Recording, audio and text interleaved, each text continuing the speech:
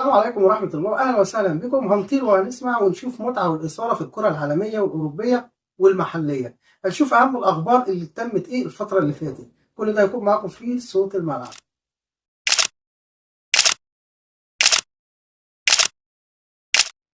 السلام عليكم ورحمة الله وبركاته، أهلا وسهلا بكم مع أخبار النادي الأهلي، زعيم القارة السمراء والكرة العربية والكرة الجميلة. النادي اللي دايما بيفرح جماهيره وبيفرح مصر وبرضه بيفرح المشجعين اللي بتشجع كورة للكورة، وهو النادي الأهلي.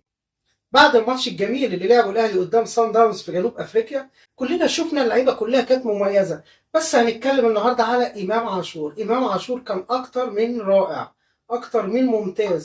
الصحافه بعد المباراه ديت اشادت بامام عاشور وبتقول يا جماعه امام عاشور ليه لحد دلوقتي في مصر؟ ليه الراجل ده ما بيحترفش بره؟ اللعيبه والفرق بره بتدور على لاعب زي كده بيقوم بادوار كتيره في الملعب، ويمكن ده السبب. ده من وجهه نظر الصحيفه، ويمكن ده السبب اللي بيخلي امام عاشور بيلعب ومحمد مجدي قفشه ما بيلعبش. طبعا الصحافه قالت كلام كتير جدا على النجم الكبير الحريف امام عاشور، صاحب المجهود الوافر الكبير. انا نفسي ابعت رساله للصحيفه واقول لها امال لو عرفتوا ان نجم مصر الاول، النجم الكبير الحريف، نجم النادي الاهلي هو امام عاشور، مش في المنتخب، ايه رايكم في الكلام ده؟ تفتكروا يقولوا ايه؟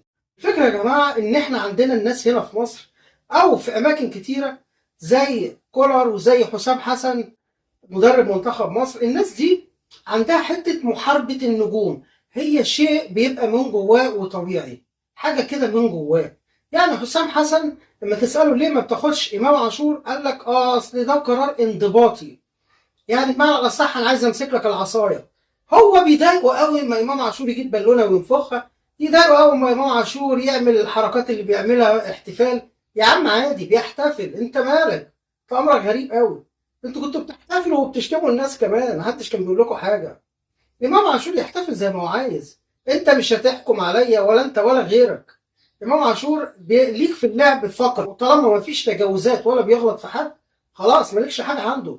يحتفل زي ما يحتفل، ويقول لك اصل مره تانية امام عاشور قال لك اصل انا نيجيري مش مصري. طب ما طبعا لازم يقول لك كده، امال انت عايز تقول ايه؟ ما هو على اللعب ده كله والحرفنه دي كلها والاجوال الجميله اللي بيعملها دي كلها والادوار والمجهود ده كله، وانت مش عايز تاخده المنتخب، مستني يقول لك ايه؟ ما هو لو مصري كنت انت خدته المنتخب. يا جماعه بطلوا نغمه محاربه النجوم لحسن احنا بجد احنا تعبنا من الحاجات دي. من اول ما انت مسكت يا حسام يا حسن وانت كنت بتقول محمد صلاح عشان عارفين ان انت مش عايز تاخده برضه، بس انت واخده غصب عنك، كلنا عارفين كده. احنا يا جماعه عايزين المنتخب يبقى في احلى صوره، سيبك من الصراعات الداخليه دي وسيبك من محاربه النجوم وبص للمنتخب. ليه ما تخشش تبقى داخل كاس العالم؟ حط في اعتبارك اللي انا هجيب البطوله يا عمي، ايه المشكله؟ 11 لاعب قصاد 11 لاعب. اعمل اللي عليك، اعمل اللي عليك، اجتهد والتوفيق ده بتاع ربنا. مش انت حاطط دماغك مع اللاعب ده عمل استعراض مش حلو، ده ضحك، ده قال ده. يا عم ركز في اللي انت فيه. امام عاشور لاعب مجتهد ولا يختلف عليه اتنين حتى لو اهلاوي ولا زملكاوي. امام عاشور لاعب حريف، فاحنا المفروض ما نحاربش النجوم ونحط عليها ونضغط عليها ونحاول نوقعها. ما هو انت كده هو بالطريقه دي يبقى النجم هتلاقيه انتهى بالتدريج زي كهربا كده.